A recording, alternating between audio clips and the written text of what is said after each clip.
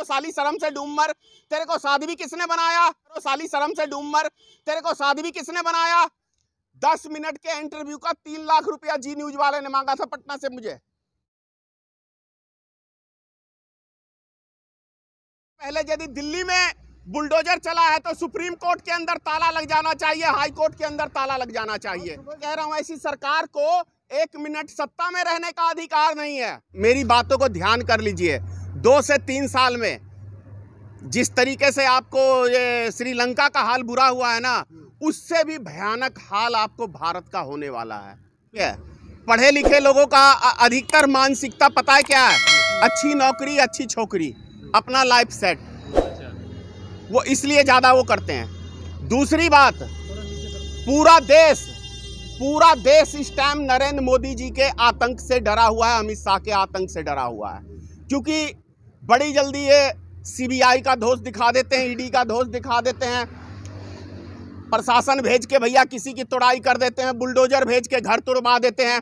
तो ऐसे इन्होंने देश के अंदर दहशत का माहौल पैदा किया हुआ है, जिससे आपको माहौल खराब है और लोगों के अंदर भय का माहौल है। अगर गुंडा मवाली मतलब जिसके 2 हाथ नहीं है वो गुंडा है, तो 2 हाथ वाला तो उससे बड़ा गुंडा है नरेंद्र मोदी। और बताऊं, जो 3 लोग ऐसे हैं जो 1 महीना पहले से जेल में थे, वो जेल से ही पत्थर मार रहा था। अब सोचो, यदि वो जेल से पत्थर मार रहा था तो मैं कह रहा हूं ऐसी सरकार को 1 मिनट सत्ता में रहने का अधिकार नहीं है। तब सरकार से ज्यादा नेटवर्क उस व्यक्ति का है जो जेल के अंदर बंद है, तब आपका नेटवर्क फेल है। दुनिया में तो डंका बज रहा है। दुनिया में डंका नहीं, दुनिया में सिर्फ थू-थू हो रही है। जरा गोदी मीडिया को छोड़ के इंटरनेशनल न्यूज चैनल आप विदेश के जरा सुन लो, उससे पता चल जाएगा कि मोदी जी का डंका बज रहा है या मोदी जी के ऊपर लोग थूक रहे हैं। फ्रांस मीडिया के जगह अगर आप मोदी मीडिया कह दें तो उससे ज्यादा बेहतर और कुछ नहीं होगा, क्योंकि वो मोदी के लिए काम करते हैं। आपके विचार में अभी मीडिया क्या है?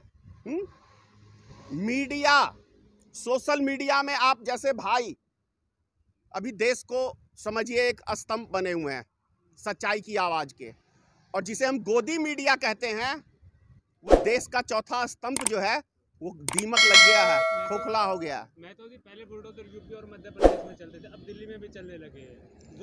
तो मैं कह रहा हूं सबसे पहले यदि दिल्ली में बुलडोजर चला है तो सुप्रीम कोर्ट के अंदर ताला लग जाना चाहिए, हाई कोर्ट के अंदर ताला लग जाना चाहिए। रोका है, सुप्रीम कोर्ट ने तो रोका है, वो फिर भी नहीं माने तो इसका मतलब है ना कि हमारे देश के अंदर अदालतों की सरकार पैर की जूती के नीचे सुप्रीम कोर्ट को रखा हुआ है मोदी सरकार ने। इसका मतलब ये है भाजपा से आपको इतनी नफरत क्यों? मैं क्यों नफरत करूंगा? कब भी देखो, कभी मोदी जी का पुतला फूंकते रहते हैं, कभी कुछ करते रहते हैं। अरे भैया, अच्छा आपने पूछा है मेरे से, सरकार कह रही है कि छुआछूत की है, महामारी बीमारी है, तो उस टाइम के अंदर आप कह रहे हो कि भाइयों बहनों आज रात्रि 9 बजे दिया जलाओ, मोमबत्ती जलाओ, घंटा बजाओ, घंटी बजाओ। यदि घंटा, घंटी और दिया से जलाने से बीमारी भाग जाएगी तो मेडिकल कॉलेज का कोई काम है? नहीं। चुनाव आ जाते हैं देश के अंदर तो मोदी जी की रैली में लाखों आदमी जाते हैं कि भैया मोदी जी आए हैं, एक शक्तिशाली प्रधानमंत्री आए, कि उसके इर्द गिर्द भी भटक जाए। उसके बाद जैसे ही चुनाव खत्म, वैसे में देखो तो नाइट कर्फ्यू लग जाती है हमारे देश के अंदर। भैया भूतों को, रात में भूत घूमते हैं, इंसान तो घूमते नहीं है, तो भूतों को बचाने के लिए नरेंद्र मोदी नाइट कर्फ्यू लगा देते हैं। कुछ भी है, जनता तो दिल से चाहती है भाजपा को। कौन चाहती है? आप चाहते हैं? आप चाहते हैं? नहीं, मैं नहीं, आप चाहते हैं? अरे भैया किसने दिया? जनता ने। कौन से जनता ने दिया? अरे भैया ईवीएम की मेहरबानी से सरकार बनी है। तो फिर पंजाब आप में क्यों नहीं बनी? पंजाब में क्यों नहीं बनी? अगर अब इसका भी मैं जवाब दे रहा हूँ। जहाँ पे 1500 वोट का अंतर है ना, वहाँ पे मोदी जी हैं, और जहाँ 20,000 25,000 के मार्जिन से फर्क है ना, वहाँ पे इनकी नहीं चली। बंगाल में क्यों नहीं बना? क्योंकि वो बड़े अंतर से था। पंजाब में क्यों नहीं बना? बड़े अंतर से था। दिल्ली में क्यों नहीं बना? वो बड़े अंतर से था। तो राजनीति में तो आप भी है, ईवीएम का फायदा आप क्यों नहीं उठाते? मैं सत्ता में हूँ क्या? या मेरे पास राजनीति में तो है भैया, हाँ, तो मेरे पास अडानी और मुकेश अंबानी है क्या? मेरे पास अडानी और मुकेश अंबानी है क्या? अरे भैया, उनके पास मुकेश अंबानी और अडानी है, सारा पैसा वो खर्च करते हैं। 200 चैनल का मालिक है, 400 चैनल का। सारी गोदी मीडिया जय जयकार करती है मोदी की। धनेश्वर महतो की कितनी मीडिया जय जयकार करती है बताइए? 10 मिनट के इंटरव्यू का 3 लाख रुपया जी न्यूज वाले ने मांगा था पटना से मुझे। है आपकी हिम्मत, मेरी हिम्मत, चला जाऊं? बहुत बड़ा आरोप लगा रहे हैं हमने। अरे यार, मैं आरोप नहीं लगाता हूं, मैं बोलता हूं तो बहुत कड़वा बोलता हूं और सच्चाई बोलता हूं। और मैंने हाथ जोड़ दिया, मेरे पास 3 लाख रुपए नहीं है आपके। उस साध्वी कितने बच्चे पैदा कर रही है, सबसे प्रश्न तो पहले मेरा ये है। खुद से एक बच्चा पैदा होता नहीं, और गरीब आदमी को तुम बोल रहे हो कि 4-4 बच्चे, 5-5 बच्चे पैदा करो। साली शर्म से डूब मर। तेरे को साध्वी किसने बनाया? और कौन से धर्म शास्त्र में लिखा हुआ है कि तू 4 बच्चे पैदा कर या 5 बच्चे पैदा कर?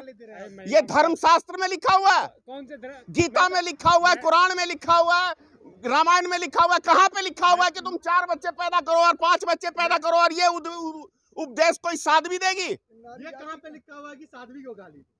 मैंने गाली दिया?